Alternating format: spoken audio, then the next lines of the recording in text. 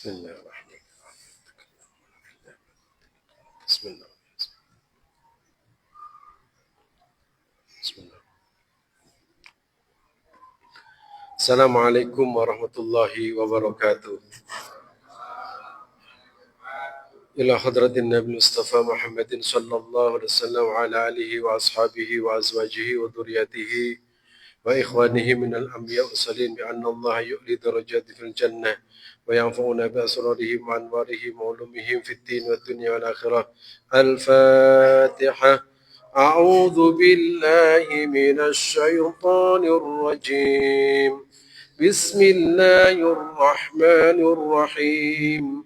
الحمد لله رب العالمين الرحمن الرحيم مالك يوم الدين إياك نعبد وإياك نستعين اهدنا الصراط المستقيم صراط الذين أنعمت عليهم غير المغضوب عليهم ولا الضالين. وخصوصا جميع الأنبياء والمرسلين والشهداء والصالحين جميع الخلفاء الراشدين سيدنا أبو بكر الصديق سيدنا عمر بن الخطاب سيدنا عثمان بن عفان وسيدنا علي بن أبي طالب سيدنا حسن وجسول الحسن وحسن علي بيته وجميع الشهداء بدر من المهاجرين والأنصار لهم الفاتحة. أعوذ بالله من الشيطان الرجيم. بسم الله الرحمن الرحيم. الحمد لله رب العالمين الرحمن الرحيم مالك يوم الدين إياك نعبد وإياك نستعين اهدنا الصراط المستقيم صراط الذين أنعمت عليهم غير المغضوب عليهم ولا الضالين. وغصل جميع الأولياء الأحياء من عباد وجميع الخلفاء الراشدين وجميع أئمة المسلمين أبو حنيفة إمام مالك إمام الشافعي محمد جعل ترك الصوفية سلطان القادر الجليل محمد الغزالي حسن الشادي أحمد الجزائري والسلام جميع أولياء محمد جل عبد قيامة المهدي كيف بدل السلام يا محمد كطاهر ممكن سويدي الدهلان أحمد هاسم الجدي محمد وجميع الأولياء الأحياء في من لهم الفاتحة. أعوذ بالله من الشيطان الرجيم. بسم الله الرحمن الرحيم. الحمد لله رب العالمين الرحمن الرحيم مالك يوم الدين إياك نعبد وإياك نستعين اهدنا الصراط المستقيم صراط الذين أنعمت عليهم غير المغضوب عليهم ولا الضالين آمين. Al-Fatihah untuk orang tua kita yang telah wafat, mudah-mudahan mereka senantiasa mendapatkan rahmat dari Allah Subhanahu wa taala. Semua kebaikannya menjadi amal ibadah dan kekhilafannya diampuni dan dimaafkan oleh Allah Subhanahu wa taala. Begitu juga dengan guru-guru kita, ya, tetangga kita, teman kita, saudara-saudara kita yang telah mendahului kita dalam keadaan iman dan Islam, mereka senantiasa mendapatkan curah rahmat dari Allah Subhanahu wa taala. Ala hadhihi niyyah binatun salihah. Al-Fatihah. A'udzu billahi minasy syaithanir rajim. Bismillahirrahmanirrahim. Alhamdulillahi rabbil alamin. الرحمن الرحيم مالك يوم الدين إياك نعبد وإياك نستعين اهدنا الصراط المستقيم صراط الذين أنعمت عليهم غير المغضوب عليهم ولا الضالين آمين. Al-Fatihah. Berikutnya untuk anak-anak kita yang sedang menuntut ilmu, mulai tingkat SD, SMP, sampai di perguruan tinggi, mudah-mudahan mendapatkan ilmu yang manfaat. Anak-anak kita yang bekerja mendapatkan rezeki yang halal, rezeki yang barokah. Anak-anak kita mudah-mudahan dijauhkan dari narkotika, dijauhkan dari narkoba, dijauhkan dari perjudian, dijauhkan dari perzinaan, dijauhkan dari pergaulan bebas, dijauhkan dari LGBT. Mudah-mudahan barokah sholawat, barokah taklim di hari Jumat yang penuh berkah, mereka diberikan keselamatan oleh Allah Subhanahu wa taala. Al-Fatihah.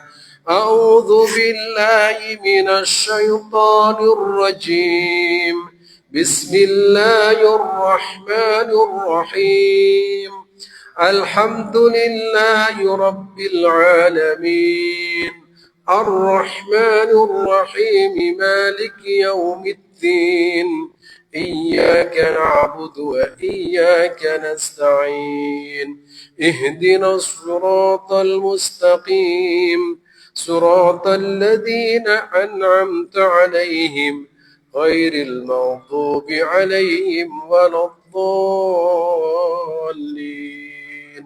رب اغفر لي ولوالدي وللمؤمنين آمين بسم الله الرحمن الرحيم اللهم علمنا بما علمتنا إنك أنت العليم الحكيم رب زدني علما وارزقني فهما والحقني بالصالحين اللهم صل على سيدنا محمد صلاة تبلغنا وأهلنا وجماعتنا بحج بيتك الحرام وزيارة قبر نبيك أفضل الصلاة والسلام في لطف وعافية وسلامة وبلوغ المرام وعلى آله وصحبه وسلم أما بعد.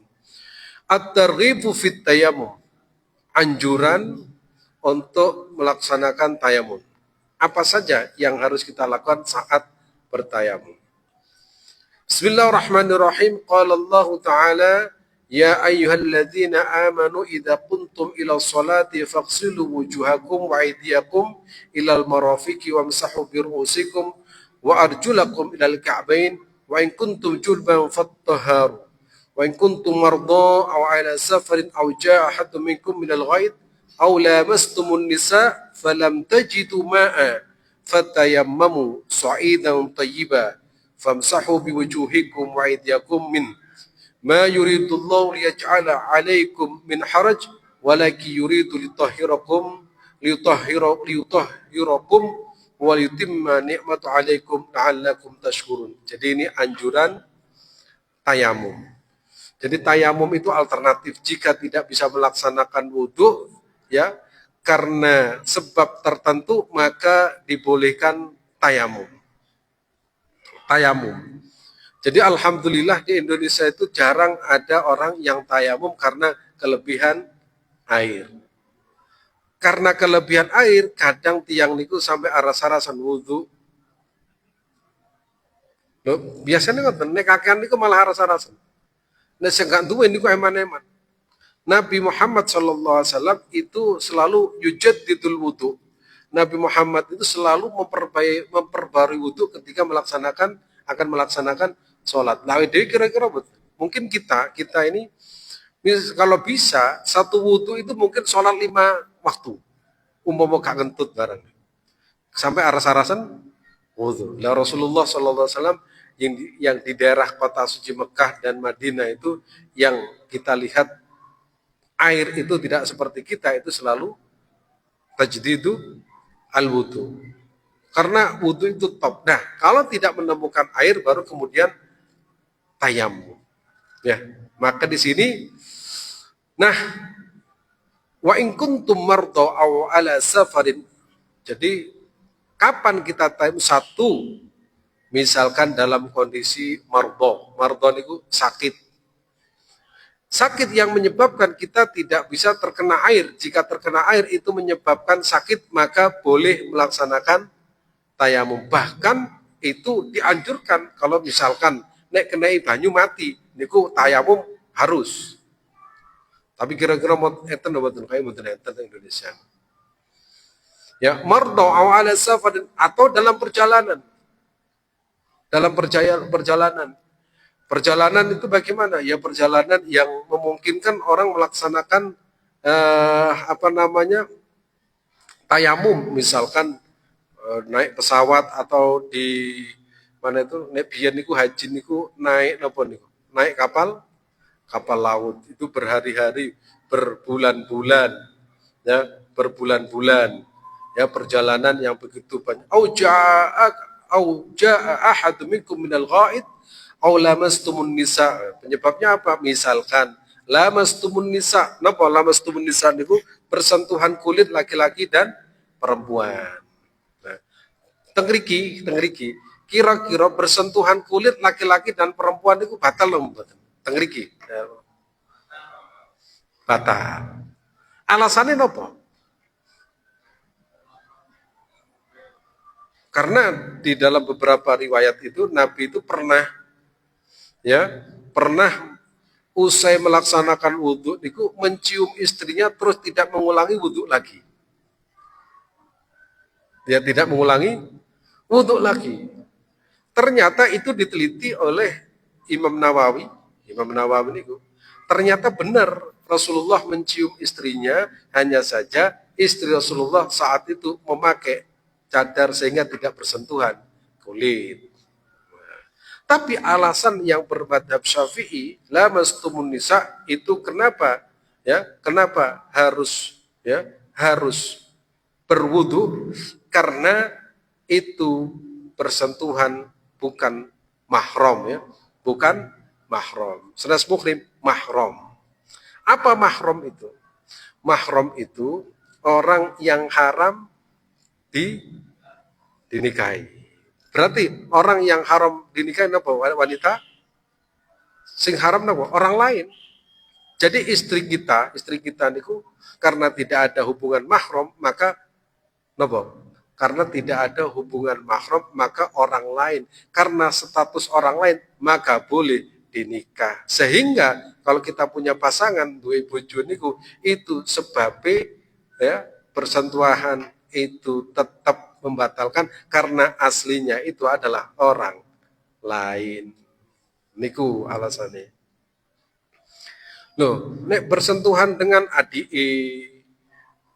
ya, morotuone ibu boten karena apa niku? Niku mahromi. Mahromi. Mahrom. Itu alasannya. Nah, kalau kemudian setelah bersentuhan dengan wanita lain, ya, kemudian gak ono banyu, itu boleh melaksanakan apa? Tayamum. Falam tajidu ma'a. Ya, di sini falam tajidu ma'a. Di sini kalau jarine wong ahli bahasa Arab, kalau ada huruf lam masuk pada kata kerja sedang, ya, sedang, itu menunjukkan sama sekali tidak menemukan air.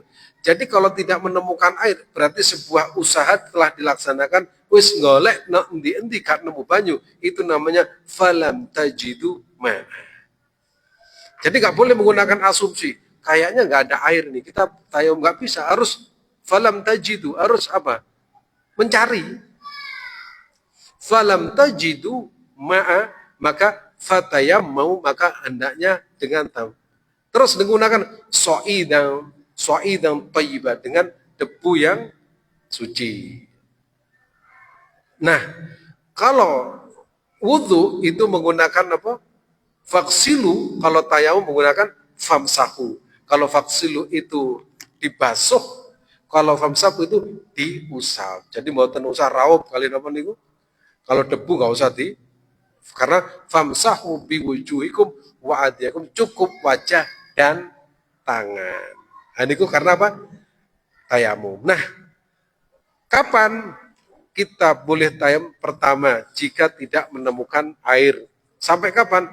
Falam tajidu, jika kita sudah berusaha mencari tapi gak nemu banyu, itu kita tayamum. Yang kedua, airnya sedikit, kemudian kalau diminum, ya, apa, kalau dibuat tayamum tidak cukup, ya, maka persiapan untuk minum itu juga boleh. Terus dalam kondisi sakit, terus apa lagi?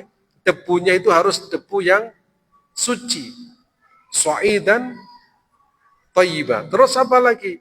Kapan kita melaksanakan tayamum? Ketika memasuki waktu sholat. Jadi misalkan maghrib niku jam pinten?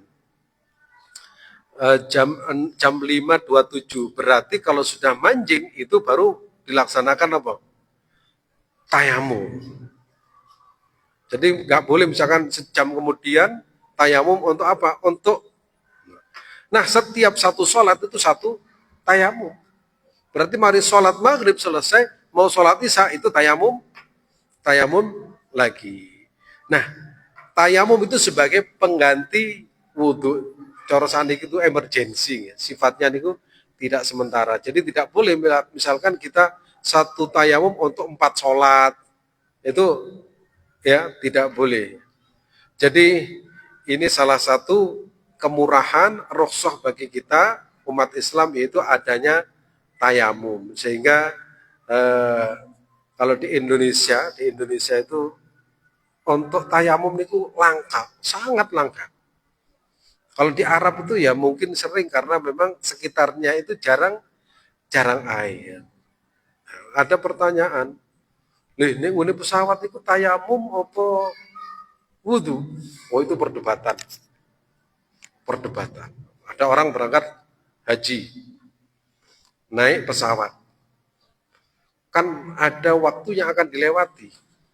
Kalau dia itu berangkatnya setelah misalkan setelah asar atau jam 3 sebelum masuk waktu asar, maka dia akan melewati waktu asar maghrib, mungkin kelewatan waktu maghrib. Kemudian kelewatan waktu asar maghrib itu nanti bisa dilaksanakan di Jeddah kalau sudah sampai, karena sampainya di kota Mekah itu atau di Jeddah kira-kira 4 jam. Berarti kalau 3, 4, 5, 6, 7, 8, jam 8 nyampe 8 ngeriko, berarti tengeriki sudah sekitar jam 11 atau jam 12. Berarti kelewatan waktu asar. Berarti kan harus melaksanakan sholat. Terus bagaimana caranya? Sebagian ini karena pendapat, sebagian orang itu tetap melaksanakan sholat dengan apa? Dengan tayamum. Sebagian lagi wudhu, karena memang setiap pesawat itu Arab Saudi itu disediakan tempat sholat di belakang. Nah, sebagian lagi berpendapat gini, kalau kita menggunakan air di pesawat itu airnya terbatas. Misalkan jumlahnya 400 orang. Kira-kira cukup nggak wudhu untuk kalau pesawat yang besar itu 200 lebih. Itu pertama. Yang kedua, setiap orang masuk pesawat bisa dijamin nggak kalau tempatnya itu suci terus. Karena banyak orang ke kamar mandi, kalau pipis juga nggak bisa duduk. Maka dengan seperti itu, kondisi suci itu potensinya kecil, sehingga potensi terkena najis itu sangat besar. Nah, itu ya, jadi potensinya najis itu sangat besar, sehingga kalau menggunakan air itu ihtimal itu kira-kira ragu dengan kondisi seperti itu. Nah berikutnya, kalau misalkan nggak wudhu pakai tayamum, kira-kira kalau tayamum itu bisa apa enggak? Karena syaratnya itu apa, menggunakan so'i dan thayyibah, menggunakan debu. Nah, kira-kira pesawat yang terbang itu kita tahu kalau pesawat begitu turun itu kemudian kan disemprot. Sehingga potensi pesawat itu yang dilap terus itu apa? Tidak ada debu. Terus bagaimana solusinya?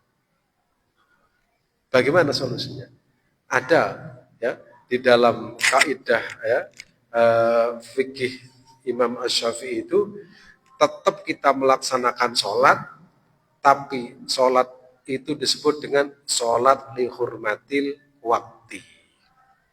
Kita tetap sholat, melaksanakan sholat dengan kondisi apa adanya pada waktu asar, tetapi sholat itu namanya hormat waktu. Nanti begitu sampai ya, itu kita melaksanakan namanya sholat i'adah, mengulang sholat karena pas melaksanakan sholat kondisi kita tidak sempurna, mungkin bisa jadi celonon ini najisi, atau mungkin kalau nggak najis kita ragu setelah masuk toilet di situ karena tempatnya kecil, kadang nyerempet dikit dan lain sebagainya, sehingga ada yang memberikan solusi sholat namanya hormat waktu. Nah itu terjadi perbedaan. Oleh karena itu Islam itu selalu memberikan solusi. Jadi nek wis enten perbedaan itu gak usah tukaran karena masing-masing punya landasan. Sing gak oleh tukaran ini ya, apalagi tukaran itu pantangan orang menunaikan ibadah haji. Al-hajju asyurum maklumat faman farada fihinna apa? Al-hajj fala rafasa, tidak boleh rafas, fusuk wala jidal. Tukaran itu nggak boleh sama sekali, itu larangan. Tapi rata-rata uang itu kadang pas haji niku tukaran. Nah ini ya. Famsahu biwujuhikum wa aydiyakum minhu ma yuridullahu lij'alaikum min haraj walakin yuridu liyutahhirakum wa litimma ni'matahu 'alaikum la'allakum tashkurun. Jadi memang Islam itu selalu memberikan solusi yang terbaik. Bismillahirrahmanirrahim. An Jabir radhiyallahu anhu anna Nabiy sallallahu alaihi wasallam qala, dari sahabat Jabir radhiyallahu an, anna Nabiy, sesungguhnya baginda Rasulullah SAW qala, telah berkata, u'ti itu hamsan lam yu'tahunna ahadun minal anbiya. Kata Rasulullah, u'ti itu, aku diberi hamsan 5 hal, lam yu'tahunna ahadun minal anbiya minal anbiya qabli. Aku diberi 5 hal yang tidak diberikan kepada Nabi sebelumku. Berarti ini cara sanik privilege ya. Jadi Rasulullah itu punya privilege 5 yang tidak diberikan kepada umat sebelumnya. Tidak diberikan Nabi sebelumnya. Pertama, nusirtu birru'bi masirata syahrin. Saya, kata Rasulullah, diberikan pertolongan ketika menghadapi musuh. Saulan, sak gurungi perang, itu musuhnya itu sudah keder, jadi sak gurungi perang menghadapi Rasulullah itu sudah punya nyalinya, itu sudah ini apa namanya, sudah down. Dan itu musuh-musuh Rasulullah seperti itu. Makanya setiap peperangan Rasulullah itu selalu memenangkan. Sampai enten dungo, hasbunallah wa ni'mal wakil, karena apa? Rasulullah, namanya Rasulullah ya tetap manusia, itu merasa, wah nanti kalau usai perang kemudian akan diserang lagi oleh Abu Sofyan pada waktu itu, kemudian membaca hasbunallah wa ni'mal wakil. Tapi akhirnya Abu Sofyan tidak jadi menyerang Nabi dan Rasulullah mendapatkan kemenangan tanpa perang. Nah, jadi salah satu keistimewaan nusirtu birru'bi masirata syahrin. Jadi sebulan jauh-jauh hari itu musuhnya sudah ciut nyalinya menghadapi Rasulullah Shallallahu Alaihi Wasallam. Termasuk sinten Khalid bin Walid itu setelah menghadapi Nabi justru masuk Islam. Kemudian waju'ilat li al-ardu masjidan wa tahuran, dan telah dijadikan bagi saya hamparan bumi itu sebagai tempat sujud dan suci.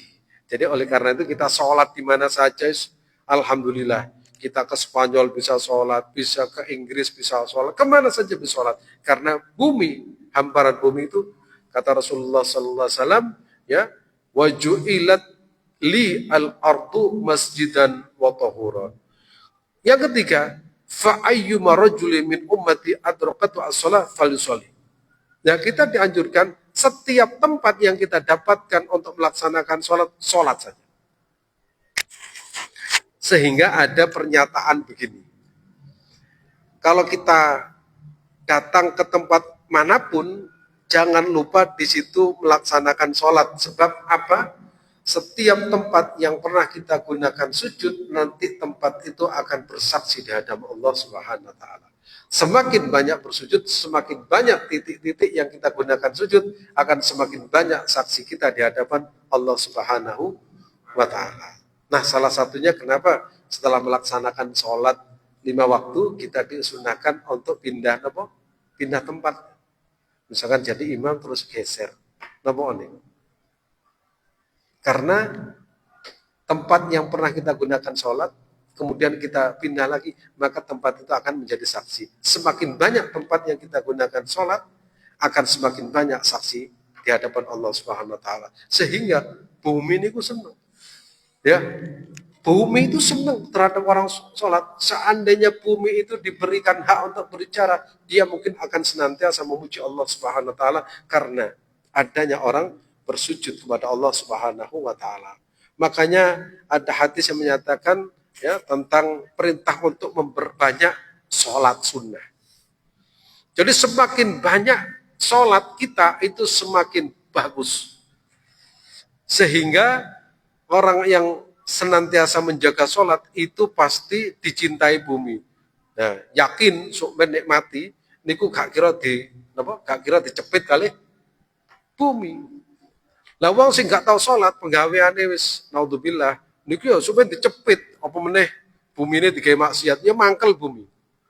Kon nalika nek donya aku digawe ngene begitu mati langsung dicepit. Tapi sing penggaweane sholat di alam barzah itu kelihatan luas, dia merasakan nyaman karena bersahabat dengan bumi. Maka perbanyaklah sholat karena semakin banyak sholat akan semakin banyak tempat bersujud kita kepada Allah Subhanahu wa taala. Kemudian berikutnya wa ahillat li al-ghanaim wa lam tahil li ahadin qabli. Wa uhillat dan dihalalkan li untuk saya kata Rasulullah. Apa? Al-ghanaim. Ghanaim itu rampasan perang. Wa lam tahil li ahadin qabli dan tidak diperbolehkan sama sekali merampas rampasan perang kepada satupun nabi sebelum saya. Misalkan Rasulullah biarkan perang misalkan musuhnya ini golongan orang-orang kafir. Nah orang-orang kafir yang kalah itu harta bendanya itu boleh dikuasai oleh Rasulullah SAW. Itu namanya ghanimah. Bahkan perempuannya itu boleh dimiliki. Ya boleh dimiliki. Loh ada yang bertanya. Ini kajian apa namanya modern. Loh berarti Islam itu jahat. Kenapa? Oh sudah kalah itu kok sudah menyerah. Kenapa harta bendanya itu dikuasai? Loh logikanya begini. Logikanya begini. Misalkan jenengan kalau kita punya musuh misalkan maling ketangkap. Maling itu punya senjata atau punya tembak atau bedil atau pisau. Kemudian maling itu sudah ketangkap. Terus jenengan bilang begini, karena Anda sudah ketangkap, ini senjatanya saya kembalikan. Kira-kira kayak nembak siapa? Loh, kita bisa ketembak. Oleh karena itu kalau sudah dikuasai, maka itu boleh. Maka Rasulullah, ini keistimewaan Nabi Muhammad SAW, wa uhiddat li al-ghanaim wa lam tahilla li ahadin qabli. Loh, perempuannya kok boleh dikuasai, bahkan bisa dinikahi. Gini, perempuan itu bisa dianalogikan seperti produksi, misalkan terjadi perang. Kemudian ya perempuan orang kafir itu kalau tidak dinikahi oleh orang Islam, itu dinikahi oleh orang kafir, pasti anaknya menjadi kafir. Nah kalau dinikahi orang Islam, itu nanti ya jenis wong Islam, ya pingin anaknya jadi Islam. Oleh karena itu, ini kata Rasulullah, wa uhillat li al-ghanaim wa lam tahilla li ahadin. Ini kekhususan Rasulullah sallallahu alaihi wasallam. Makanya zaman dahulu ketika perang orang kafir kalah, itu menyerah. Ya, menyerah. Ada salah satu istri Rasulullah sallallahu alaihi wasallam itu kan kalau nggak salah Sofia. Sofia niku tiang wayu, ya, orang Yahudi. Itu dikalahkan oleh pasukan Rasulullah SAW. Tapi yang mengalahkan itu ada seorang sahabat namanya Dahiyah. Dahiyah itu mendapatkan ngalahnya itu. Ternyata Dahiyah itu wongnya gak ganteng. Kaab, corong sadikis, wajah pas-pasan. Nah, karena dia itu menguasai namanya Sofia, maka sahabat-sahabat yang lain itu, loh kok kon sing itu? Wong ayu koyok ini kok kon sing itu? Kuape gak gelem? Gak pantas lah wajah seperti Anda itu mendapatkan Sofia. Akhirnya sahabat-sahabat protes yang lain, ini pantas sih untuk Rasulullah Sallallahu Alaihi Wasallam. Akhirnya dinikahi oleh Rasulullah SAW. Ternyata Sofia itu sejak awal itu pingin ketemu kanjeng Nabi Muhammad SAW. Bahkan berdoa supaya pasukannya kalah. Karena apa? Yang mimpin pasukannya itu orang tuanya. Nah, itu. Akhirnya Sofia itu walaupun keturunan Yahudi, kemudian masuk Islam dan akhirnya menjadi istri Rasulullah SAW, namanya Sofia. Nah, itu menjadi istri Rasulullah Sallallahu Alaihi Wasallam dan harta rampasannya menjadi milik Rasulullah dan dibagi-bagikan kepada umat Islam. Dan banyak lagi cerita-cerita tentang Rasulullah memenangkan perang kemudian dibagikan kepada umat Islam. Wa itu asy-syafa'ah, dan aku diberikan privilege untuk memberikan syafaat. Jadi untung kula panjenengan sedaya itu kelak akan mendapatkan syafaat dari Nabi Muhammad SAW. Ini sering saya sampaikan, di mana-mana saya sampaikan. Kalau kita masuk di Masjidin Nabawi, di Babu Salam, ya, masuk kira-kira berapa meter itu di samping apa kira-kira berapa meter? Itu ada tulisan, ya, ada tulisan itu hadis Nabi Muhammad SAW, itu riwayat Imam At-Tirmidzi. Unine ngeten, qala Nabi sallallahu alaihi wasallam, syafaati li ahli kabair min ummati. Syafaatku akan aku peruntukkan untuk umatku yang melakukan dosa-dosa besar.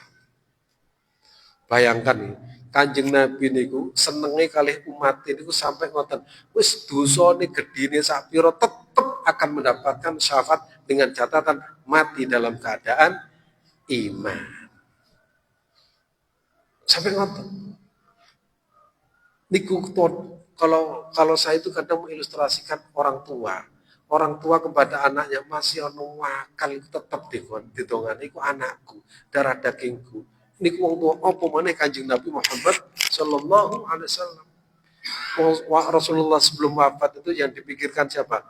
Ummati, ummati, umatku, umatku. Sehingga Kanjeng Nabi itu gak tega nek ono salah sijine umat ini ku melebu neraka. Sampai sifatnya Kanjeng Nabi apa? Laqad ja'akum rasulun min anfusikum azizun alaihi ma harisun alaikum bil mu'minina raufur rahim. Niku sifatnya Kanjeng Nabi Muhammad sallallahu alaihi wasallam. Jadi Kanjeng Nabi dikai syafaat sopoe umatnya. Siapa saja dari umatnya yang pernah melakukan dosa tapi nek jero atine ana iman sampeyan berhak mendapatkan syafaat. Apa meneh kula panjenengan sedaya wis ahli salat, ahli poso Senin Kamis, ahli tahajud, ahli maca Quran. Oh, kan nggak mungkin moro-moro gara-gara misalkan iki lho sering ziarah kubur masuk neraka, kan nggak mungkin. Kan nggak mungkin. Wong sing dosa gede dijamin untuk syafaat, apa meneh sing ahli salat. Kalau perbedaan ini bid'ah itu wis biasa lah mulai biyen. Tapi kan nggak mungkin langsung ini masuk neraka. Yang masuk neraka selama itu yaitu orang kafir paten, gak percaya kali Allah Subhanahu wa taala. Nih awi dhewe niki sujud sampai badoke benjut terus bareng ngono gara-gara ini ziarah kubur masuk neraka, ya gak mungkin. Orang kafir. Wong kafir itu misalkan 10 tahun, 20 tahun, 30 tahun, begitu kurang rong dino masuk Islam, iku langsung ahli swarga. Lah mosok awake bendino salat, poso, tahajud gara-gara ziarah kubur langsung dituduh ini ahli neraka. Ya kan nggak mungkin. Kan nggak mungkin. Maka Nabi Muhammad SAW berjanji, syafaati li ahli kabair min ummati. Syafaatku akan aku peruntukkan umatku yang pernah melakukan dosa-dosa besar. Apa nih dosa-dosa cilik, kayak sholat itu rontok nih. Kayak wudhu niku rontok. Jadi jenengan misalkan mari delok sinetron atau mari delok drakor atau mari ngrumpi, terus mari ngono wudhu niku rontok. Rontok. Ya sing rada abot niku wis napa rada durhaka nek wong tuwa, durhaka nek guru iku rada abot. Tapi nek sing cilik-cilik niku dengan wudhu, ya dengan sholat. Tapi kalau sang remeh nih, ayo ngelakukan itu sore. Mari ngono wudu lah rontok mboten-mboten. Ya, sebab orang kalau oleh Allah Subhanahu wa taala diberikan pertolongan, ya, orang ahli sholat, ahli puasa, ahli sholat malam, itu ada wajah yang sumringah, glowing, sehingga ketika nglakoni maksiat itu aras-arasan karena untuk pitulungannya Allah Subhanahu wa taala. Wa'uti itu asyafata wa kana nabi yub'atsu ila qaumi khasah. Nabi terdahulu diutus untuk umatnya khusus. Nabi Musa khusus umatnya Nabi Musa. Nabi Isa juga untuk Nabi Isa. Nabi Daud juga Nabi Daud. Tapi kata Rasulullah, wa bu'ithu ilan nasi aman, dan aku diutus untuk semua kalangan. Makanya Nabi itu ya untuk umat Islam dulu, sekarang, dan yang akan datang. Makanya kalau Islam diperbincangkan di negara manapun, pasti menang. Islam diperbincangkan, ya didiskusikan dimanapun pasti menang. Karena logika Islam itu tidak akan terkalahkan. Logika yang waras pasti akan menerima Islam. Logika tauhid, Allah itu ada. Makanya di kitab di kitab Aqidatul Awam itu kan diajari wujud kidam baqa mukhalafatul lil hawadith. Pertama, sifatnya Allah itu ada. Tidak mungkin alam semesta ini diciptakan oleh sesuatu yang tidak ada. Maka yang menciptakan harus ada, yaitu yang maha wujud, yaitu Allah Subhanahu wa taala. Maka logika manapun tidak akan mengalahkan. Sehingga kemenangan Islam itu kadang bukan perang, tapi kemenangan logika yang bisa menang dimanapun. Islam dekat Cina menang, Islam dekat Amerika menang, apa? Yang menang itu logika.